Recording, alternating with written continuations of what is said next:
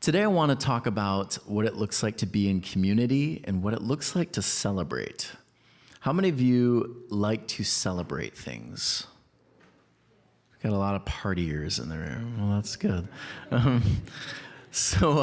Let me start with this. I have a song that I wanted to sing, and I'm just going to do it a cappella because I think the song I feel like it should be sung a cappella. Let's just listen to, actually, if you know the song, maybe sing it with me. So the song goes like this. Happy birthday to you. Happy birthday to you. Happy birthday, dear Alyssa. Happy birthday to you. Woo!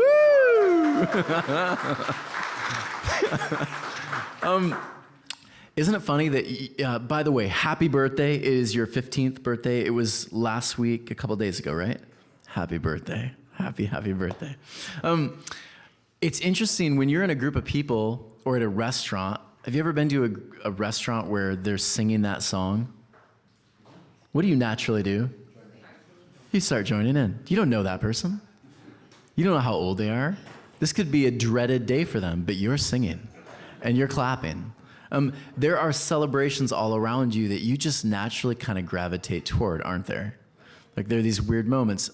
If you hate football and you're in a room with a bunch of people and their team makes a touchdown, what are you doing?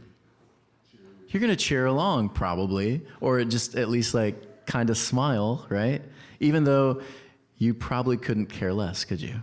Like, meh, whatever, but there's a celebration. And so naturally, you're going to be drawn into the celebration. So today, we're going to talk about celebration, things that sometimes block our celebrations, and then how this is actually a very spiritual thing to do, celebrate. So what I want you to do around your groups, just to start off, is I want you to answer this question, and answer it honestly with your group. So the question is, are you someone that enjoys when others celebrate you? And the thing that, again, did you enjoy that, Alyssa? Did you enjoy having people sing, or were you just mortified? Okay, good. I grew up with a certain way of looking at the world and celebrations from a very German, Dutch kind of reform. And I learned, and I'll talk about this more, at a very early age, don't look like you're enjoying this. Pretend that you're just, really, you're loving it, but you're just, thanks, no biggie. It's just, I'm almost 40. Whatever. I've learned to tame it down, and the reality is I love a party. I love when people celebrate over me. When people throw me a party, inside I'm like, yes, I love you all. Outside I'm like, hey, thanks guys. So in your groups, talk about this as a group. Are you someone that enjoys when others celebrate over you? Why or why not? Go for it. Out of curiosity, raise your hand if you are one of those people that you love when people celebrate over you. Like you really find a joy in that. How many of you, like me, you're like, oh, don't show that you're enjoying this. Okay, interesting. That was not the... There were a couple people pointing to their significant others, which is awesome. Today, let me talk a little bit about celebration and what it means to me, you, through the scriptures, through different religious practice, all of it. It's going to be really fun today. So there's this ancient word for these ancient people, and the word was shagag. Shagag. And I decided I'm going to start putting the words up here so I'm just not making stuff up. Because I feel like sometimes people will come up and just start saying words and you think, what does that mean? Is that a real word or not? This is a Hebrew word, and it means to celebrate. But also there's something else interesting connected to the word celebrate. Look at that. Dance, reel to and fro. So let's be honest for a minute. How many of you grew up in a system where you were taught Celebrate, don't move. Right? Celebrate, but do it in a very constipated way. Yes. This is good, but from here down, don't shake that thing, right? Like, don't move, don't shake, don't show that you're enjoying this thing that's going on. Professor Rolf Inge Godoy, he did some really interesting study, because what he showed is that celebration is something that happens, like the response to it is a biological one. And to not respond to celebration going on around you, for you, it's actually going against like your biology. When you're standing there and you're like, I'm too cool for this. I don't want to move. You're actually going against your biology. So here's a study he did. The Journal of New Music Research. He did this whole research piece where he looked at the brain, how the brain responds to celebration. And then he also did an interesting study next where he took almost, what was it, like 500-ish people? Again, I don't have that number. It was 500 something. Should have got that down. He took a bunch of people. And he basically did this. He gave them each 5 different songs to listen to. And he wrote down the responses these people had to the music, watching their body. And here's the crazy thing. 94% of the people all responded the same way bodily to the same songs. So that looked like, he'd write that down, head shake, or that, or like a little shake of the booty. If you were me, yeah, you were that percent that didn't fit in there because you have no idea where your hips are and how to move them. So like you didn't do that. You weren't part of that group. But each song had a different response, but it was a similar response to 94% of people. Isn't that interesting? Biologically, we respond in similar ways as community, which tells me this. When there's celebration, if you're just doing it alone, you're missing it. Like the rest of the people around you, if you filled yourself with community, surrounded yourself with it, and we're all one, we should all see similar responses. And it's really sad when we celebrate alone, isn't it? Yeah, it's not really a full celebration. So interesting stuff. I thought this was really fascinating. Celebration. Galatians 5:22-23. There's this really interesting verse about the fruits of the Spirit. Have y'all heard this? Fruits of the Spirit.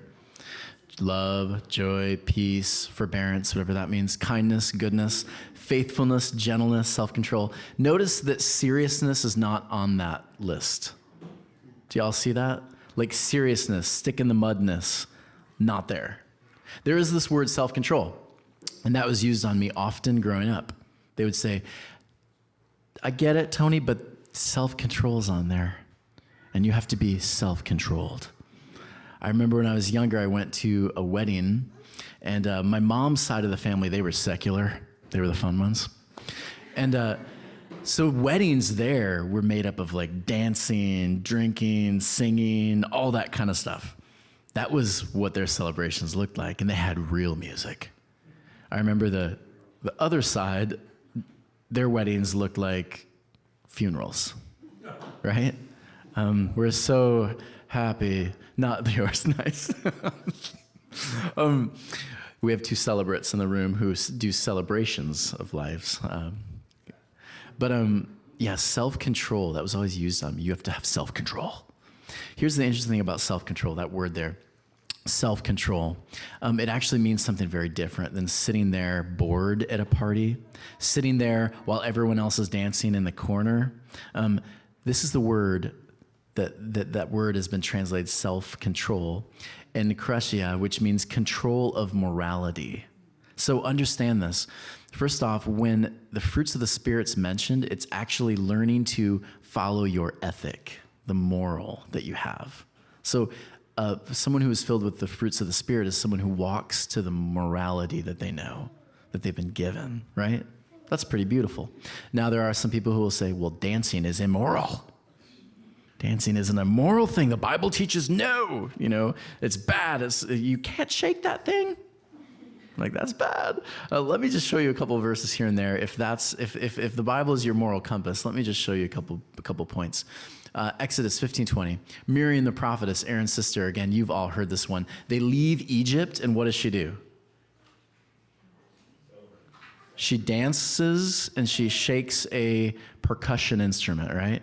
She's excited. She just left slavery and they're dancing. It's a normal response. What does a baby do when you turn on music? Dances. We were just taught later on not to do that, unfortunately. Go against the very natural thing that your body's calling you to do. Psalm, the poet says this, let them praise his name with dancing. With what?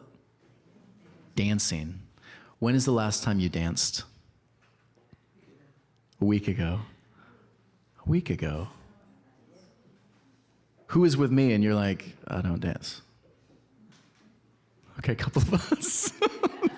Okay. And yet, like, you're supposed to dance. Like, let there be dancing. When there's a moment of freedom and joy, your natural response is dancing, singing, celebrating. Here's one. 1 Chronicles 15:29. I love this one because David basically gets almost pretty much naked and he starts dancing. Like, we would say that man's on drugs. That man is whatever, like, immediately. But this is what David does as a response to the joy he has of the Lord, right? He starts dancing. And notice the response of the daughter of Saul.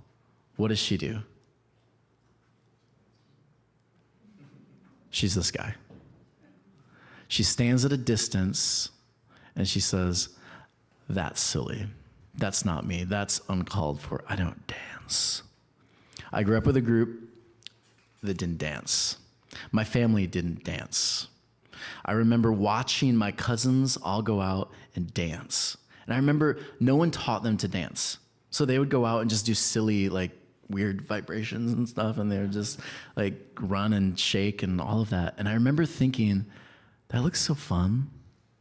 But I could not get out of my head, even at an early age. And so I remember I was so stuck here, even at such an early age, that I couldn't let myself be free to join my cousins at these weddings. And I remember later on, Danielle and I decided we were going to take a swing dancing class. And she's already, like, looking at me funny because swing dancing doesn't involve as much like hips, but it involves a little. And it involves a little bit of rhythm. And even though I was a musician, I couldn't do it. I remember, like, falling over and over again. And then before our wedding, we thought, we want to be the cool couple that dances. We want to dance so everyone watches us and they're like, oh, they're so cool. They're dancing, right? We knew we couldn't put together a whole, what am I looking for here? Like choreographed dance. We couldn't do that because you're looking at a guy with no rhythm. But we did take salsa lessons. Terrible. So in salsa dancing, you don't dance with your partner the whole time. You switch partners. And I remember the other partners, whenever they dance with Danielle, they're like, yeah. And then they'd get to me and they'd be like, oh, crap. This guy. I even bought, like, special shoes that moved a bit on the dance floor. I just needed something else here to help me move because it wasn't moving. Like, as much as I tried, I would move my knees, but this didn't follow. And so I remember just struggling with it because, again, I was so up here and couldn't allow myself to dance. And again, I would argue that was me, again, fighting the celebration because I was stuck here, not willing to do it. There's this quote I was reading the other day that got me. This was almost 4 months ago. The less the conscious ego is involved, the greater the agility of movement and freedom will be. I want you to think about that quote. The less you're up here, worried about what everyone else thinks, the more movement and agility you have. So the freer you are. The less you're concerned with what everyone else is thinking, the more free you are, I would argue, not just bodily, but your soul. Like, you're able to just come alive. You're able to be free. You're able to say, do, speak, I say and speak, same thing. You're able to just be free. And so I started doing a practice that my wife doesn't know about yet. And so I'm going to come clean today in front of all of you. There is this thing. I know, here we go, Ty.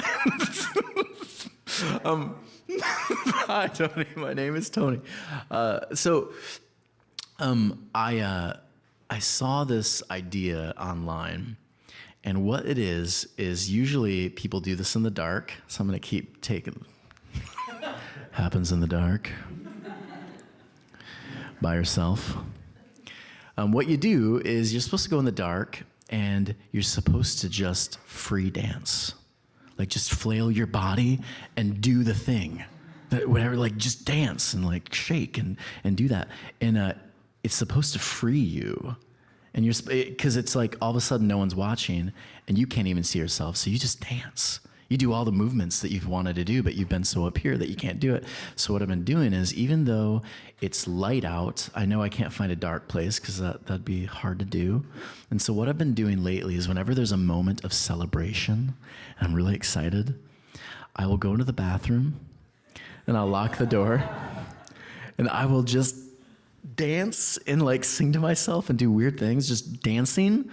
Danielle right now is laughing because she's finally figured out why I'm in the bathroom so long. Like, I would say probably half of the time. But I will say, when I walk out of the bathroom, I didn't think this went through. When I walk out of the bathroom, I actually feel a real sense of freedom, not just because I just emptied my bladder, but because I just got the excitement out. I danced, no one was looking, and I can't wait. At some point in my life, I will be able to do the dance, sing the weird songs, be free with community. I'm not there yet because I'm still like somewhat up here still, but at some point, I can't wait to share that with all of you, my awkward dancing. And I honestly think that with the group that we have here, I could get up and awkwardly dance and you would still love me. Most of you. Ricardo's like, no, I'm out. It's too much. So right now in your group, this is what I want you to do. When is the last time you chose to celebrate something important in your life? How did you do it? How did you celebrate it? Did you take time, or is that just a value you just don't have right now?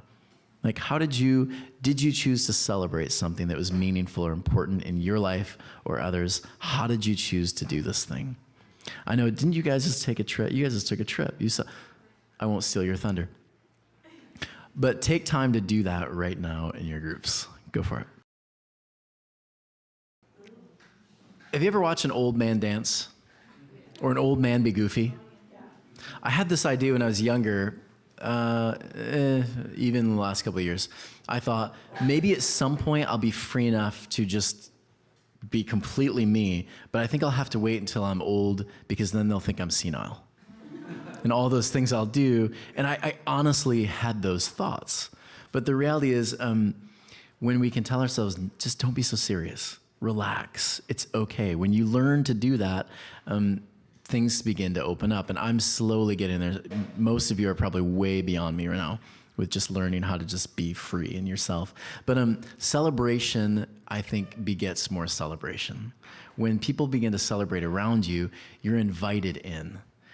Now, on the opposite side, when there is no celebration, there's no invite. And the whole thing, you begin to just slowly feel deader and deader, right? So I think more and more celebration is what more and more communities need. We need the barbecues. We need the dances. We need the movie nights. We need those things. We need the great music. Those are things that bring us together. Have you ever noticed that anytime there is a gathering of people, there's usually some elements that are very important. One of them is going to be food, right? Good food and music. If you drop one of those, you kind of miss something. And I've seen groups try to do things without music, and it just kind of it falls flat a bit. I've seen people drop the food after they've had food for a while. It just kind of loses, because you need some of those things because it just invites more celebration. And so I wanted to share with you, I grew up with a group, and many of you did too, that We called it Shabbat, Sabbath.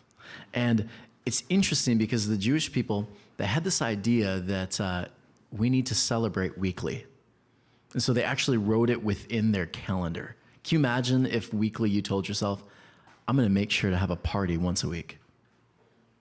In fact, I'm going to put it every single week at the same day. I'm going to have a party.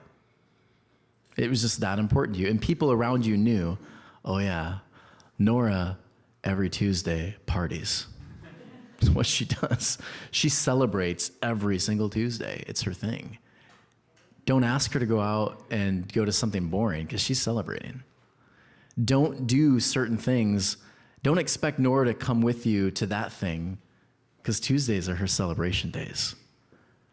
I just said that in a very different way for some of you. How did that land for you to have me say it that way? Talk to me.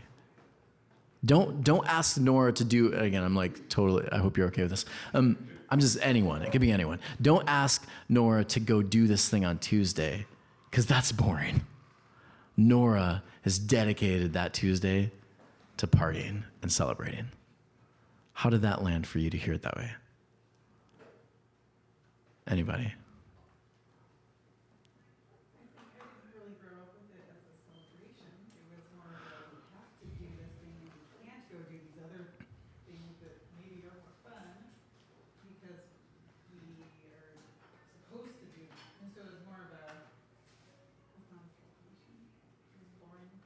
Yeah.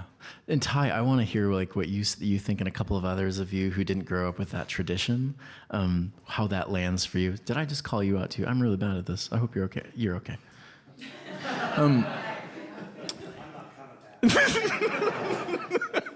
I'm out. How did it sound? Well, I don't think my tradition was all that different. I mean, we went to church Sunday morning, Sunday night, Wednesday night, revival, camp meeting, summer camp, vacation Bible school. I mean, for no reason I come to church late because I was thinking this is why am I always late? I think it's my act of rebellion. Okay, God, I'm going to church, but I'm not going to get there on time. That's why I walk through the door. Nice. But it is. It's like the antithesis of that we did something every week. And it was, but there was a lot more, something was a lot more fun to do that we were denied being able to do. Yes.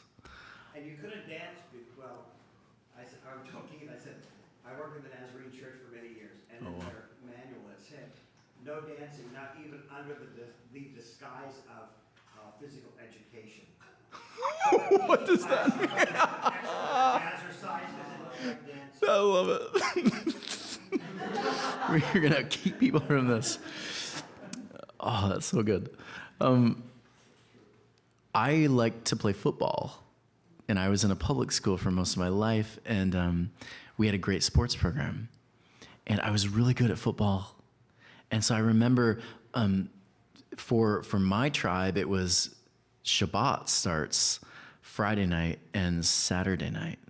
And so I would do practices with different sports teams I was on, whether it was I was in swimming, I was in basketball, football for a short time. And here's what the message was for me. You get to practice all week long, but you can't play the game because it's Friday night. And I remember thinking, well, I hate that day.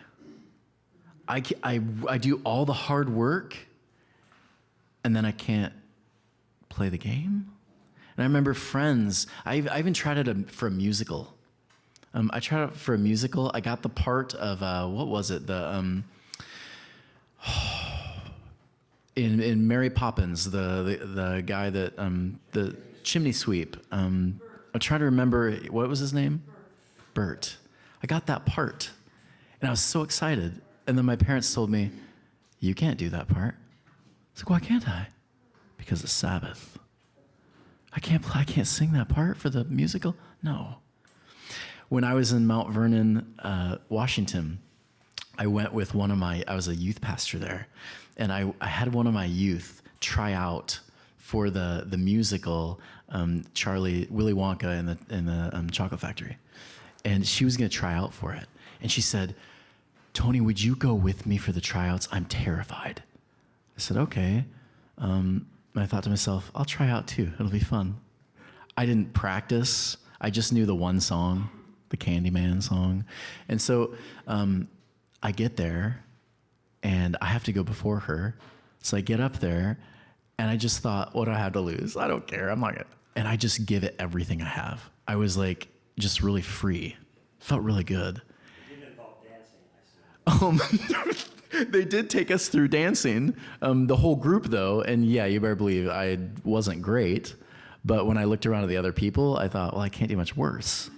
And so like, I did it, I tried out, and here's the crazy thing, I got the part for the Candyman, the second biggest part in the play. My youth didn't make it. And the worst part was I had to turn around and realize I can't do this thing because I would be booted. I would get in a lot of trouble for doing it. And I talked to a rabbi friend of mine and told him these stories. And he said, that is so backwards. You have ruined the art of celebration. He said, if you are working all week at something, this act of celebration is doing it. You're celebrating it. You're fully alive in the thing. He said, you have turned the thing upside down and ruined the celebration. And I think, how many times do we do that in our own lives with celebrations? We remove the joy from them because we're too worried about what other people think. We're too worried about what we'll look like. We're too caught up in old things that no longer work. And we ruin the chance to have a real beautiful celebration. For the Jewish people, they did it weekly. They also did some really interesting things. They had holy days, and they had like days where they would they would have entire weeks where they would celebrate and party. I love this because most of us think of like the Jewish people coming together around tables and being very quiet and somber in their celebrations. It's hilarious. Some of my Jewish friends, they're like, oh no, it's like a party. It's like a rave. And these are some of like the brochures that they have that they pass out. Come to our party. And they have, after they have meals, they have DJs. And they get people to do like circle dances and stuff in a really like hip way. And so it's really funny to me. They actually know how to celebrate. They really do. There's dancing, there's drinking, and there's drinking. Some of my friends, they joke with me because they have all these funny little cards that they send out to people. They sent me a couple of these online that they just thought were really funny. But Jewish people, they know how to celebrate. They know the importance of it. The circle dance, all of it is so connected to who they are because they understand the importance of celebration. It's a spiritual thing. Don't be this guy. Don't be this guy who sits there in his own head, her own head, afraid to move, afraid to participate in the party. Don't be this guy. There's a story Jesus tells, this metaphor. He says there was this kid. He said to his dad, I want your inheritance. I want my inheritance, which is essentially saying to your dad while he's still alive, I wish you were dead. Can I take your money now? Like, that's a big no-no. Yet the father gives him his whole inheritance. And you know the story, many of you, he goes and blows it, right? And it even gets to the point where, again, if you're a Jew, you would get this. He's actually living with pigs. Pigs are the very filthiest thing a Jew, like if you touch a pig, that's a month where you're not even able to talk, like communicate with your community. Interesting stuff back then. I think the rules are a little more lenient today. But pigs are just the worst thing for a Jew to be connected with. He's living with them, eating with them. Do you guys understand the point there? He is so far outside of community, he wouldn't be allowed back.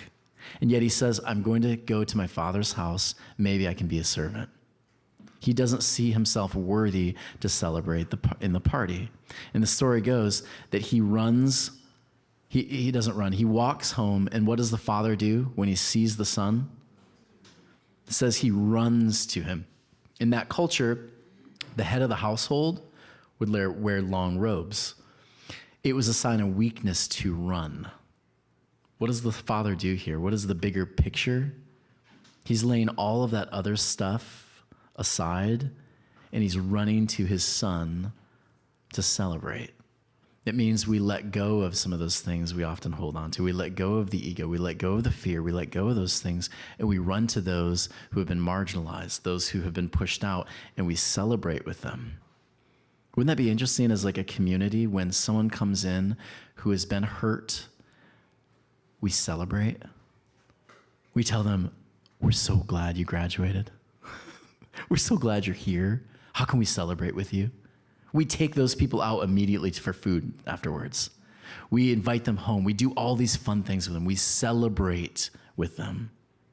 It'd be beautiful. I love it. You just came out to your family. That must have been so hard. Can we celebrate with you?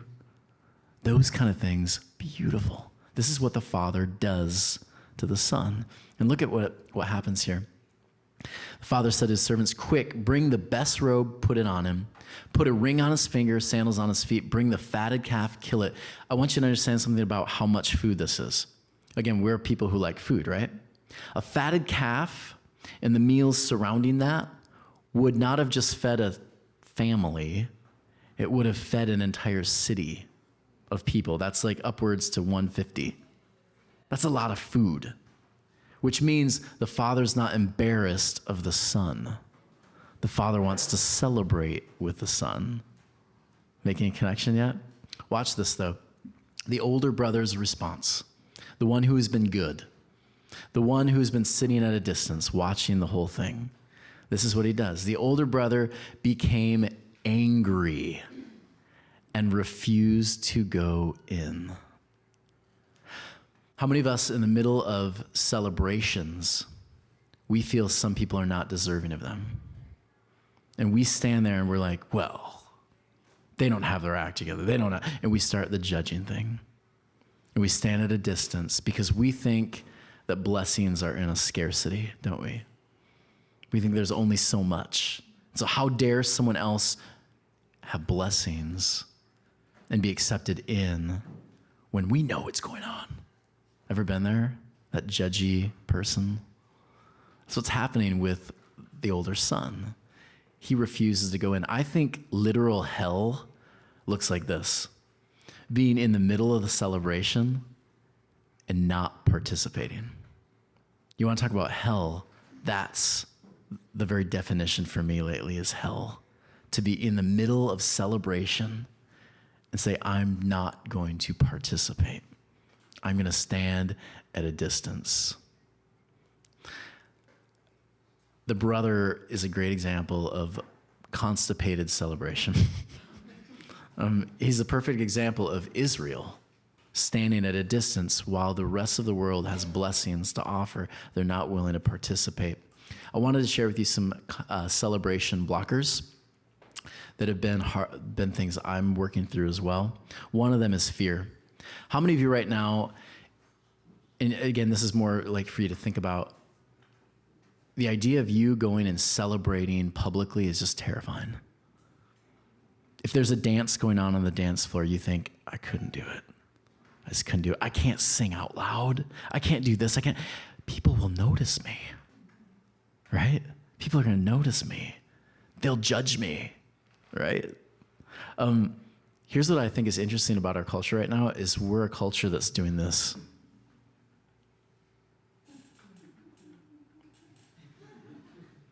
And the thing is, it's not pointing at you. Who's it pointing at? Me. It's pointing at me.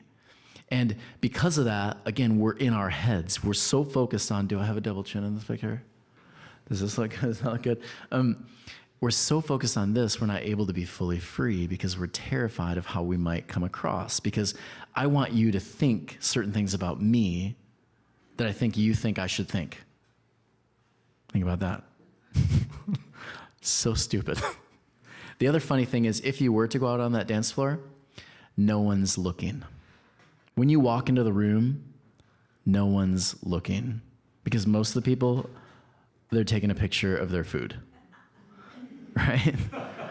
That's the culture we live in. So it almost is a culture that actually could be really good for inviting people to just be yourself. Because most people aren't even observing it yet. So be yourself. Be free. You don't have to be afraid anymore. Another thing is, celebration was not modeled well for me. And I don't know about you, but I did not have the model of celebration. Every time something really important came up in my life, this is what my parents would do. They'd say, good job, but you need to do this. Hey, that was a good song. Third verse, you didn't do so great. Or they'd make a joke about it. Remember, though, when you were like, and your voice kind of tweaked? Puberty. You'll get over it, though. You'll get better. There was always like a little stab with the good job. And I remember never being fully able to celebrate it. And so that has stuck with me it's still with me. I still struggle because I think there's going to be some dark side to it. Or I'm not going to be able to fully celebrate it because maybe I shouldn't, right? This is why I'm learning to find new people to model celebration with, and I'm learning to just be around them more. If there's someone who gets this, I'm going to spend time with them. When they go out on the dance floor, you know what they're going to do? They're pulling me out with them. When they tell me, hey, you got that new job? Congratulations. You know what they're going to do? They're going to be like, what are you going to do now? Well, I don't know. Well, I'll tell you what you're going to do. That's that friend. You're going to go out and we're going to have a big steak dinner. We're going to go do this. We're going to do that. We're going to celebrate this. Those people are frustrating to the people who hadn't had it modeled well to us.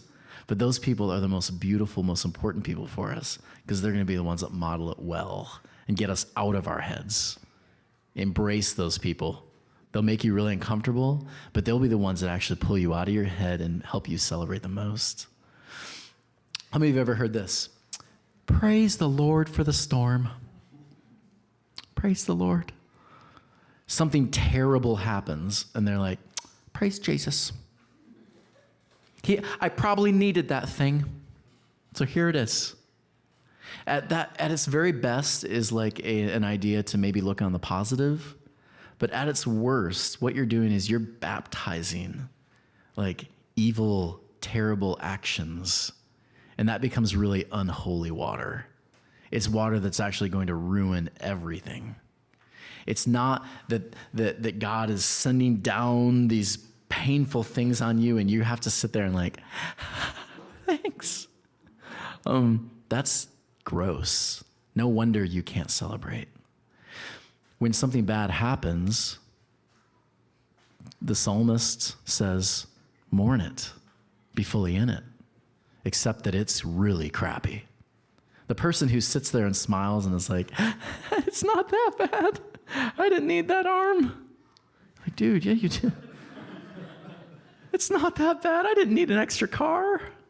How are you going to get around? Praise the Lord, I got the bus. Like, what? Praise the Lord for a bus? No, that's really bad. Admit it. Mourn. But then when the celebrations come and the good things come, celebrate it, don't mourn it. Sometimes we have it backwards. That old adage needs to be tossed out. And if that's still something going around in your mind, get rid of it. It's toxic. It will lead to more and more destruction in your life. It has mine. Then the last one, some of us believe we are not worthy of being in celebration.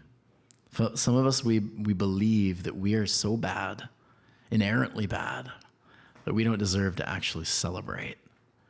And that could not be further from the truth. Because at the end of this really beautiful parable, this metaphor, I love what it says here. The Father says, you are always with me, and everything I have is yours. Someone with a low ego, with a low self-esteem, I challenge you, quote that every morning. You're always with me.